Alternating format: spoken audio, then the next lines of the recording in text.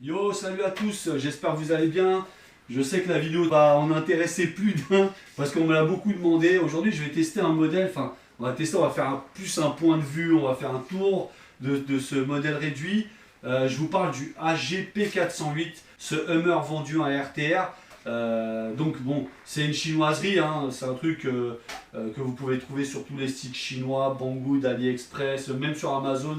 Aux alentours de 500 € à peu près, c'est une moyenne, hein, vous pouvez le trouver moins cher comme beaucoup plus cher. Donc voilà, j'avais envie de tester ce truc là depuis qu'il est sorti parce que je me posais beaucoup de questions sur ce modèle réduit par rapport déjà à sa qualité de finition. Quand même, il est vraiment très beau ce Hummer. Et ce qui m'interrogeait beaucoup, c'est son prix, quoi. Je me dis comment on peut faire un RTR aussi bien fini à ce prix-là. Je sais pas comment les Chinois arrivent à dégainer ça, mais franchement là, ils ont tapé haut. Rien que le packaging, comment il est emballé, il te file des outils avec. Enfin, je veux dire, il n'y a pas une marque européenne ou américaine de RC aujourd'hui qui propose ce degré de finition à ce prix-là. Il y a peut-être, oui, Capot, voilà, Capot qui est dans ce level-là, mais c'est 3000 € Capot. Donc voilà. Sinon, tout ce qui est RC4WD, tous ces trucs-là, franchement, pour le peu que j'ai vu là, ils sont à l'ouest. Maintenant, on va voir ça ensemble. Peut-être que je m'avance un peu vite. Je pense que il a de gros défauts comme il a de grosses qualités. Déjà, bah, le premier défaut moi, que j'ai pu remarquer avant de vous le présenter, c'est quand j'ai reçu le carton. Je me suis dit, oh putain, merde, c'est quoi ça? Oh, il pèse au moins 10 kilos. Donc, déjà, je pense que c'est son poids. Alors, est-ce que ça va être un défaut ou plus une qualité pour accentuer son réalisme sur ses mouvements? Je ne sais pas encore. Je ne peux pas vous dire. J'ai pas plus d'infos que ça pour l'instant à ce niveau de la vidéo à vous proposer. Donc moi ce que je vous propose c'est d'éviter d'en discuter pendant 4 heures. On va ensemble regarder ce qui se cache dans la boîte. Et puis on fait le point au fur et à mesure. Moi je vous dis, hein, c'est du freestyle là. Maintenant on va découvrir ça ensemble.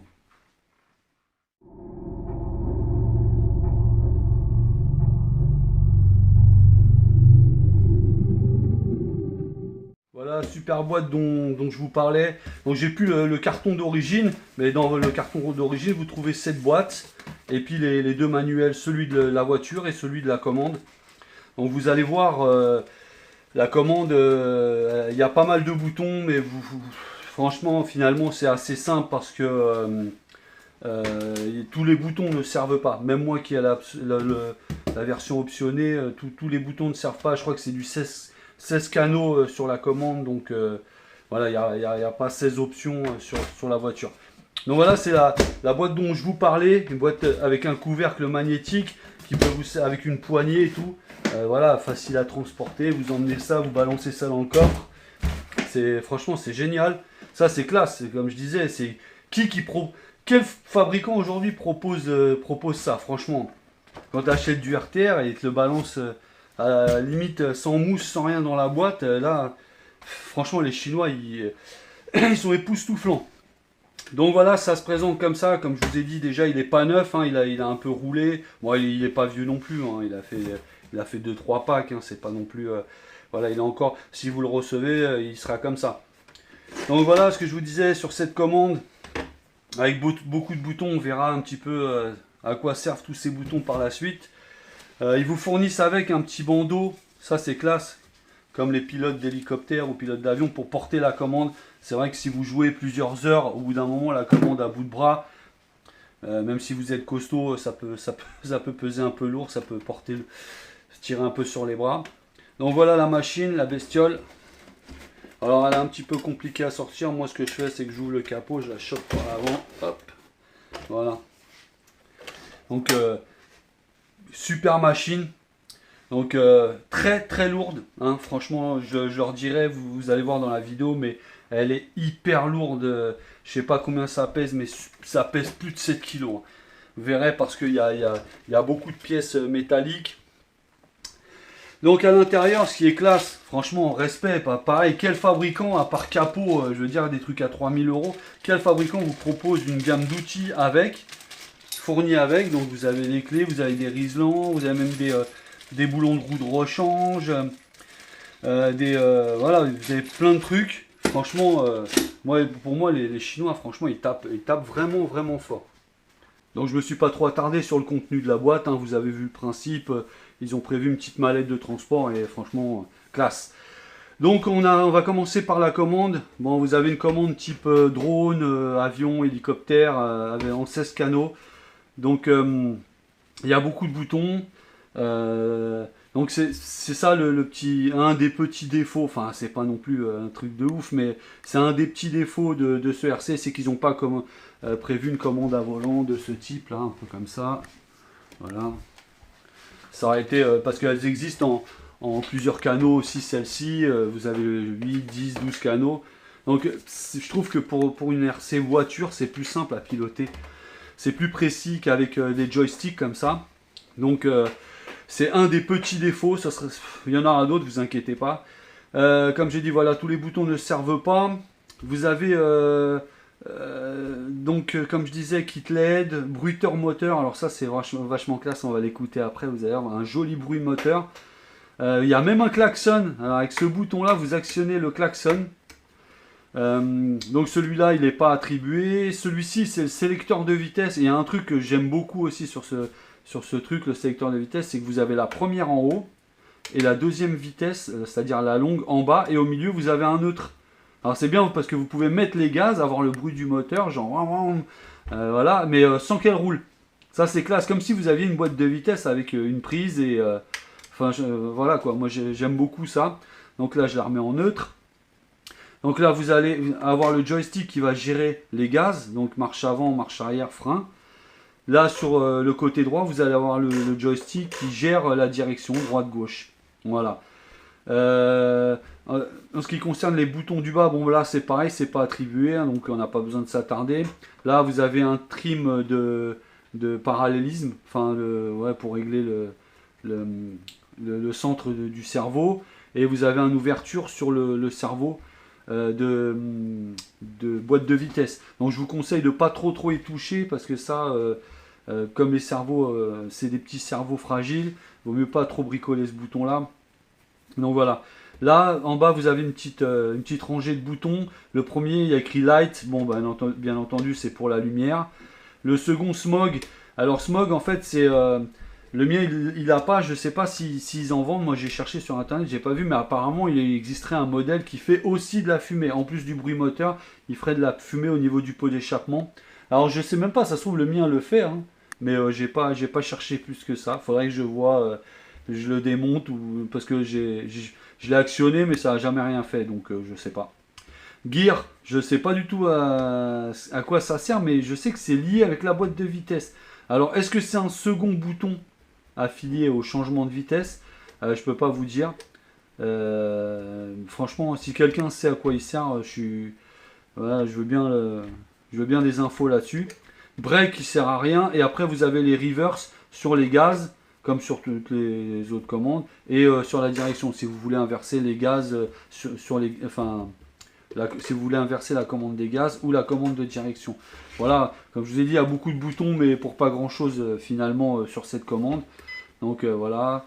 Il y a aussi en dessous un port USB et un petit chargeur type Samsung. Alors je pense que c'est pour pouvoir recharger si vous mettez des batteries rechargeables, et le port USB pour moi, hein, je suis pas sûr, j'ai pas fait de recherche là-dessus, mais pour moi il y a moyen de la brancher sur un PC et peut-être de faire des mises à jour sur le firme, ou bien d'assigner via un petit logiciel, assigner les boutons si vous voulez changer, par exemple que vous voulez que les vitesses soient ici, et puis là, je pense qu'il y a moyen d'assigner les boutons par informatique. D'habitude, les commandes de ce type sont programmables directement, mais là, je vois pas du tout comment la programmer. Donc, je pense que c'est plus, ça se fait plus via l'USB sur le PC. Donc, on va passer à la voiture. Alors, comme je disais, putain, elle est ultra lourde. Moi, quand je l'ai reçue la première fois, je pensais qu'il s'était gouré de colis. Je me suis dit, putain, il se fout de ma gueule.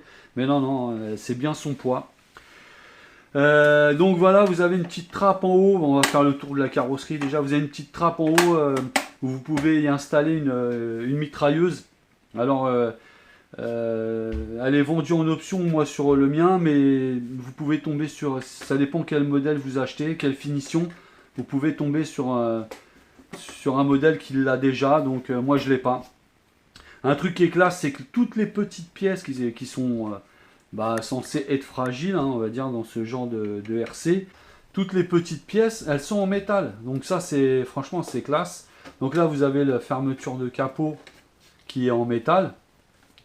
Donc ça, c'est classe. Vous avez cette partie-là, là, le pare-choc avant. Très bonne idée. Ils l'ont fait en métal souple. Donc ça, bah oui, parce que c'est susceptible de prendre des chocs. Donc ça, c'est vraiment une très très bonne idée. Pareil, on verra le dessous après. Mais là, pour l'instant, c'est du plastique en haut. À part les petites pièces, là, comme je vous ai dit, en métal. Mais super plastique. Hein, c'est pas, franchement... là, pour le coup, c'est une chinoiserie pour moi en haut de gamme parce que là, même le plastique. Bon, de toute façon, ils n'avaient pas intérêt à se planter non plus parce que vu le poids de la machine, s'ils mettaient du plastique de merde, le premier tonneau, le truc a été pété. Donc, il fallait un plastique vraiment rigide et il est vraiment rigide. Pour le péter, franchement, je crois pas que c'est possible finalement hein, parce que c'est vraiment balèze. Alors là, c'est pareil, c'est des petites poignées, mais alors franchement, faut avoir des ongles. Des ongles de minette parce que moi donc voilà, petit intérieur, je mettrai des photos, vous allez voir. Voilà. Donc voilà, petit intérieur vachement classe, vraiment génial l'intérieur, je trouve ça très joli, très bien réalisé, très très joli. Ouais, comme je disais, plastique de très très bonne qualité, très grosse épaisseur hein, comme vous pouvez voir. Je sais pas combien on a d'épaisseur là. Ouais, sur la partie la plus fine, on est presque à 3 mm d'épaisseur. Donc voilà, ils n'ont pas rigolé. Franchement, moi je dis pour le prix, c'est une tuerie. L'électro, bon, sous le capot déjà, vous allez avoir un moteur factice, hein, un engine bay. Donc là, faudrait pour améliorer le réalisme, il faudrait le peindre. Parce que là en noir, full noir comme ça. Il y a deux petits boutons là pour pouvoir accéder. Parce que l'électro se trouve là-dessous. Voilà. Donc l'électro se trouve là-dessous. Là vous avez le haut-parleur du bruiteur moteur. Là vous avez le récepteur 16 canaux de la commande. Donc vous voyez bien que tous les ports ne sont pas remplis. Et là vous avez le module qui permet au kitlet de fonctionner et au bruiteur de son. Sur le module de bruit-son qui est juste là devant, vous allez avoir deux petits boutons, ce qui va vous permettre de régler le volume plus ou moins. Donc ça c'est intéressant, parce que je sais qu'il y a des gens, ça les saoule d'avoir ce bruit moteur au bout d'un certain temps. Donc là vous pouvez le couper. L'électro est très très bien installé, c'est fait très propre. Problème, un autre de ses points faibles, pas étanche du tout. Donc si vous voulez faire du mud dans la boue ou passer en mode sous-marin dans une flaque, c'est dead, à moins de modifier toute cette partie-là, de la mettre sous plastique ou je sais pas comment faire. Voilà, parce qu'il n'y a même pas la place de mettre un caisson ici. En dessous, là, vous avez le cerveau. Donc on reviendra sur le cerveau après, mais il est assez simple à changer, il est accessible. Donc vous avez le cerveau juste en dessous, le câblage là. Au niveau électro, donc on a un moteur 550, donc c'est un gros moteur, hein. Donc il faut bien ça pour emmener la machine. Un peu type, un peu comme ceux des TRX4. On a un ESC, donc AGRX03, je ne connais pas du tout. Mais on a l'impression, vu à la gueule, que c'est un 1040, c'est-à-dire un 40 ampères débadgé. Donc on a un micro-cerveau de 9 grammes pour le sélecteur de vitesse. Donc ça c'est ce qui va avec la commande. Donc c'est une commande 16 voix avec un récepteur 16 voix. Et le cerveau 9 kg. Donc voilà pourquoi il me semblait si faiblard. Hein, 9 kg pour le poids de la machine, c'est just. On passe à l'arrière. On va avoir un genre de couvercle qui se lève avec une caisse type militaire. Donc c'est pour y mettre la batterie. Et ça c'est bien parce que voilà, elle est comme ça, elle est facile d'accès. On n'a pas besoin d'enlever le body à chaque fois. Un autre truc que je trouve super beau, franchement ça c'est magnifique, c'est les petits vérins là sur le côté. Ça c'est vachement classe. Ils ont vraiment géré. Après en décoration, on a les petits accessoires dedans. Donc un genre de mitrailleuse. Ouais, c'est juste décoratif. Hein. On a aussi le petit, la petite portière, le petit haillon arrière là, qui s'ouvre aussi. Voilà. Qui est c'est très joli. Donc ouais, vraiment, vraiment classe. Les petites manilles en métal. On a même l'attache remorque pareil en métal. Donc quand je vous dis que les Chinois ils ont tapé fort, franchement, je veux pas être méchant, mais demain une marque comme RC4WD sort un truc comme ça, ils vont vous le mettre à 1500 euros, hein, hors frais de port. C'est une dinguerie. Parce que quand on voit leur châssis à poil, sans moteur, sans électro, sans carreau, sans rien, 500 balles, là je veux dire, là on est sur le même degré de finition. Quasiment le même degré de comportement parce que RC4WD, je veux pas être méchant, mais niveau comportement, voilà, c'est beau, hein, c'est de la jolie maquette, c'est pour faire du réalisme, c'est classe, mais niveau comportement, franchissement, à moins de mettre 400 euros d'upgrade sur un châssis RC4WD, voilà quoi, ça franchit pas de ouf. Donc là, on est sur le même genre, hein, ça franchit pas de ouf non plus. On a un flex très très réduit, hein. Je vais pas prendre le flex avec ça, il faut que je trouve ma petite réglette. Voilà. Vous allez voir, le flex il est minable hein, là-dessus. Donc c'est vraiment pas fait pour ça. Donc on a 35 à l'arrière sur du flex. Et on a allez, un petit 28-30, moins de 30 à l'avant. Donc voilà, je vous dis, c'est limite le flex d'une drifteuse. Hein. Non mais sans déconner, mais voilà, c'est un tout-terrain, c'est un Scal fait pour du terrain soft, mais à mon avis franchissement zéro. Par contre, grâce à la boîte de vitesse, donc à une vitesse longue et une vitesse très courte, on a un couple très intéressant. Vous pouvez même le mettre sur une pente sans aucun problème, ça va gripper, ça va monter. Donc là, c'est vachement bien à ce niveau-là. On va le retourner, on va voir ce qui se cache là-dessous. Donc là, c'est le plus intéressant, vous allez voir. Là, on est sur du châssis full métal. Quand je dis full métal, je pèse mes mots, hein, à part 2-3 petites protections en plastoc, là, genre les skids. Voilà, triangle métal, demi-train en métal, coque de pont, enfin c'est pas des ponts, mais coque de différentiel en métal, transmission en métal, arbre de transmission en métal, boîte de vitesse en métal, arbre long en métal, direction métallique et deux bras de cerveau qui sont en plastique, mais je pense que c'est fait exprès, c'est fait pour un effet fusible. Vous savez, si ça force trop, que ça pète à ce niveau-là et pas sur des parties plus sensibles.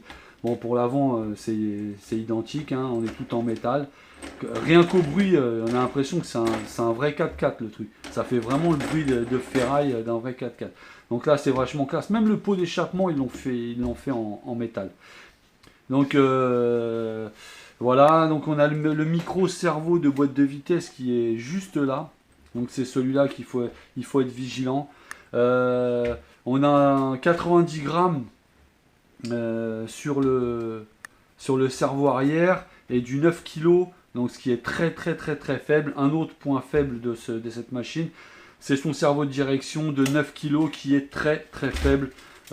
Si vous êtes sur une surface qui grippe un peu, vous verrez que les roues ont beaucoup de mal à tourner. On va mettre une batterie, vous allez voir un peu comment ça fonctionne tout ce bric-à-brac. Donc voilà, quand vous entendez ça, c'est que le jus y est. Donc le bouton il est en dessous, vous verrez. Voilà, moi je l'avais laissé allumer. Donc je vais allumer ma commande, tac. Hop, là, je l'allume par le dessous. Donc quand vous entendez ce coup de klaxon, c'est que c'est good.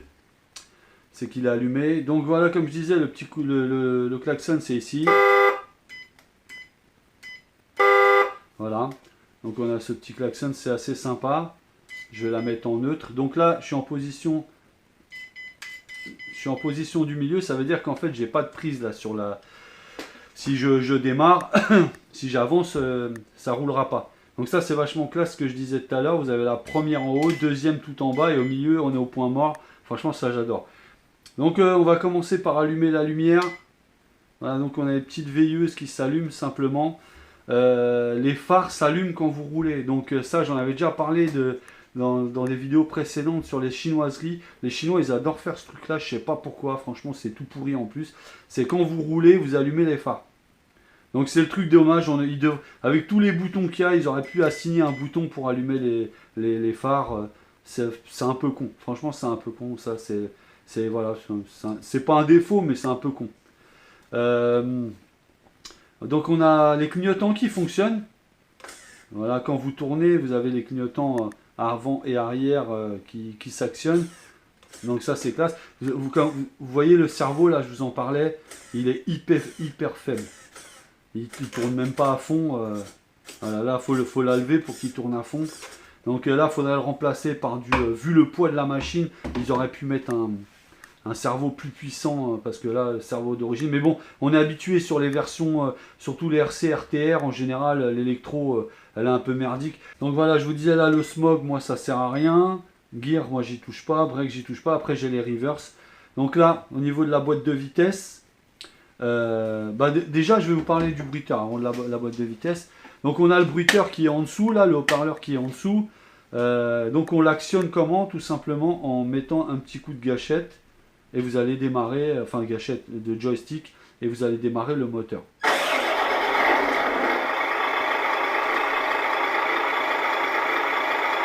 Donc super bruit.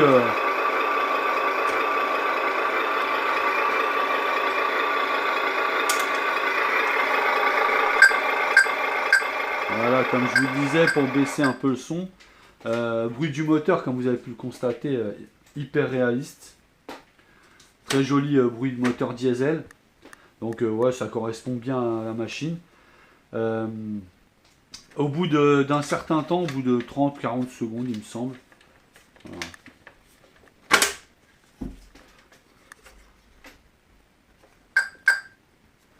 Au bout de quelques temps, vous allez voir le moteur s'éteint. Donc pour le relancer, voilà. On va le laisser s'éteindre. Je crois que c'est 30-40 secondes, grosso modo. Sans activité, si la voiture ne roule pas, il s'éteint.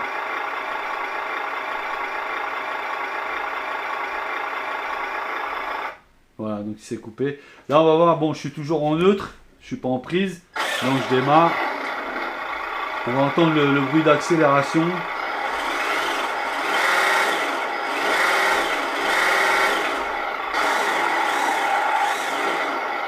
Voilà, toujours ce problème là.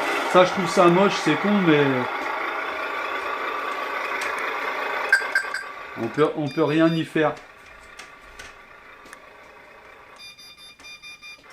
Voilà.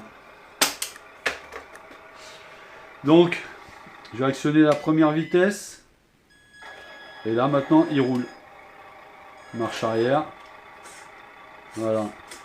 Deuxième vitesse. Donc moi j'ai jamais changé les vitesses en roulant. Je vous le déconseille. Hein. Après, peut-être que c'est jouable hein, de le faire en roulant, mais moi je le ferai pas sans. J'aurais peur de niquer la timonerie de vitesse, les pignons, les engrenages. On va voir un petit peu par terre comment il se comporte, comment il roule.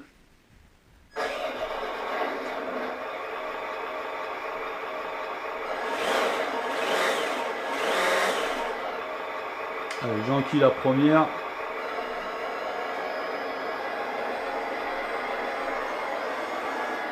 Donc il est maniable assez lentement. C'est bien pour faire les petits passages délicats.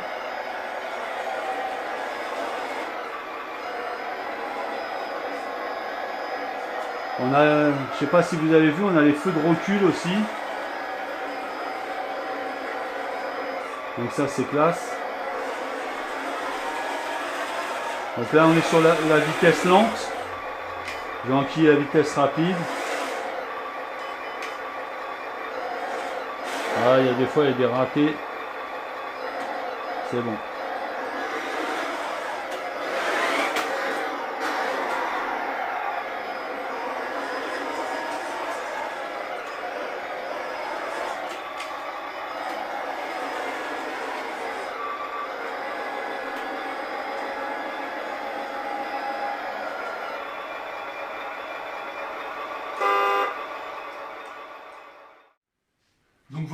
petit peu survolé la machine, on a fait un tour d'ensemble, on a vu un petit peu les matériaux, on a vu un petit peu ses caractéristiques, les petites options, les petites options qu'il y avait là-dessus. Bah, à présent, voilà, vous allez voir dans la suite de la vidéo, je vais faire un petit test dehors, voir son comportement, parce qu'on va en parler un petit peu. Je vais faire un point aussi là maintenant sur ses défauts. Donc les qualités, vous avez tous vu déjà, l'esthétique, la conception, la fiabilité, la solidité, le look, le grip, la boîte de vitesse super bien faite, le bruiteur, voilà. Chacun verra par lui-même les qualités. Moi je voulais faire des petits points, surtout sur les défauts. Donc voilà, un petit défaut celui-là. Le coup de la commande, moi j'aurais préféré une commande à volant. Donc voilà, une commande de drone pour ce genre de RC, c'est moins précis en fait si vous avez des passages difficiles à faire quand vous roulez en forêt, vous voulez faire des petites techniques. Moi avec les sticks, les joysticks, j'arrive moins bien qu'avec un volant. Un autre défaut pour moi, c'est un de ses plus gros défauts, malheureusement, c'est son poids. Pour certains d'entre vous, ça va peut-être être une qualité, mais finalement, vous verrez que en fait, son poids est un handicap. Un handicap dans le franchissement déjà, parce que avoir un truc lourd, même si vous grippez par exemple une branche en dessous ou un rocher, le poids va faire que ça appuie encore plus et que les roues auront beaucoup plus de mal à gripper et à passer cet obstacle. Donc déjà juste pour ça, pour les franchissements, et en plus pour son système de débattement d'amortisseur et son système et puis son réalisme aussi. Parce que en fait, du coup, il est tellement lourd qu'ils ont dû mettre des amortisseurs hyper balèzes, enfin voilà, avec des ressorts hyper costauds. Et du coup, bah, en fait, les ressorts sont tellement costauds et tellement balèzes pour pouvoir tenir ce poids que on n'a quasiment pas de flex. Là, ce que vous voyez quand j'appuie dessus, le débattement, c'est les pneus en fait qui travaillent. On n'a quasiment pas de travail d'amortisseur. Voilà, c'est vraiment le truc vraiment dommage. Bon, après, c'est un problème facilement, enfin, vous pouvez résoudre facilement en allégeant un petit peu la machine, en mettant d'autres amortisseurs avec un débattement plus important, et puis voilà.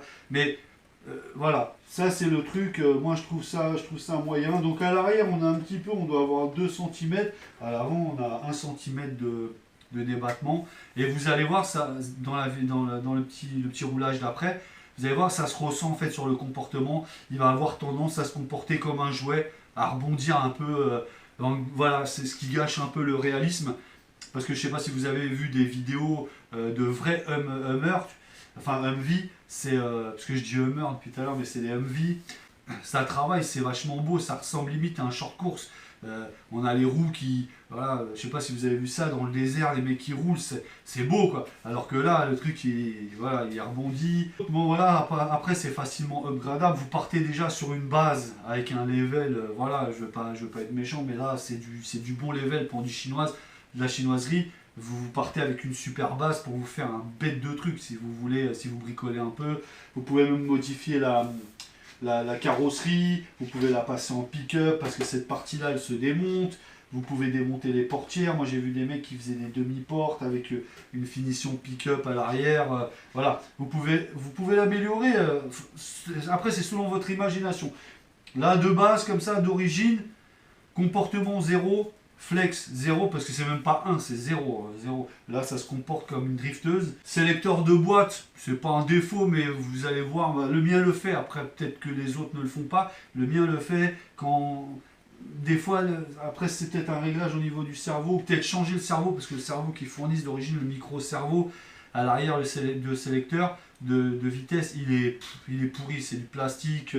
Machin, donc c'est merdique. Peut-être en mettant un bon cerveau j'aurais plus ce problème, mais de temps en temps j'ai des ratés, comme vous avez pu le voir tout à l'heure sur ma sélection de vitesse. Je suis entre deux, donc bon c'est pas méchant, vous remettez un coup ça passe. Voilà. Mais sinon franchement si je devais lui donner une note là par rapport à son prix, la finition, je donnerais du 8 sur 10. Parce que voilà, là ils ont fait 8 et demi même je dirais. Parce que pour le prix ce qu'ils annoncent, la boîte, les outils, le châssis full alu, toute la transmission full alu, voilà, tout ce qui est proposé là aujourd'hui là dans ce truc là, voilà. D'ailleurs comme j'ai dit tout à l'heure, franchement je sais pas comment ils font les Chinois pour dégainer ça, je sais pas. À mon avis, je sais pas. Donc à mon avis, c'est sur la quantité. Donc voilà, je vais pas vous casser les pieds plus longtemps. On va dehors, on roule un peu et on fait le point après ensemble.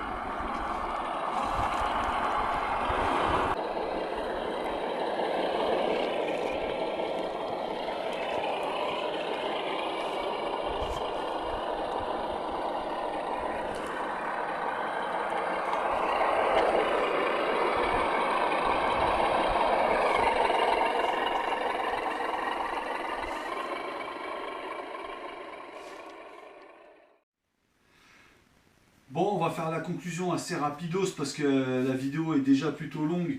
Je suis sûr que j'en ai perdu plein en cours de route déjà. Bon, c'est pas grave. Je voulais faire un truc, un point un peu précis. Bon, je pouvais pas non plus faire une vidéo de 4 heures. Donc voilà pour ma conclusion. Comme vous avez vu dans son comportement, on n'a quasiment pas de débattement d'amortisseur. Hein. Le seul travail au niveau amortissement, ça se fait sur le travail des pneus. Voilà, c'est un truc, comme je disais, qui est facilement améliorable en changeant les amortisseurs ou en les modifiant. Franchement, j'ai encore rien démonté, moi. Mais si un jour je fais des modifs dessus, vous inquiétez pas, je ferai une vidéo où j'explique tout ça. Je pense que je vais peut-être le modifier, je sais pas. Voilà, sinon, comme je disais, un comportement... voilà, même si j'y allais doucement hein, pour vraiment augmenter le réalisme dans le déplacement, vous avez vu que ça... Dès qu'il y avait un trou, boum, ça tapait un peu comme ça. Donc, bah, c'est dommage, quoi. On n'a pas assez de débattement sur les amortisseurs. Sinon, voilà. Franchement, si vous avez un billet de 450, 500 euros et que vous voulez vous faire plaisir pour Noël, n'hésitez pas. Franchement, foncez pied dedans parce que c'est une excellente machine malgré tout. Voilà, comme toutes les RC ou comme toutes les choses sur cette terre, il y a des qualités, il y a des défauts. Bah là, il y a quelques défauts et je trouve que pour le prix, on s'en sort pas trop mal. Donc la vidéo arrive à son terme. Si vous avez des questions, n'hésitez pas à me les poser dans l'espace commentaire. J'y répondrai. J'ai peut-être oublié de parler de choses parce qu'il y a tellement de... Je pourrais faire une vidéo de 6 heures hein, là-dessus. Donc s'il y a un point plus précis qui vous intéresse et que je n'ai pas parlé dans cette vidéo, n'hésitez pas à vous me poser la question dans l'espace com. J'y réponds, hein, j'essaie de répondre à tout le monde comme vous avez pu le voir. Donc voilà, sur ce, je vous dis à plus et surtout restez RC Gang.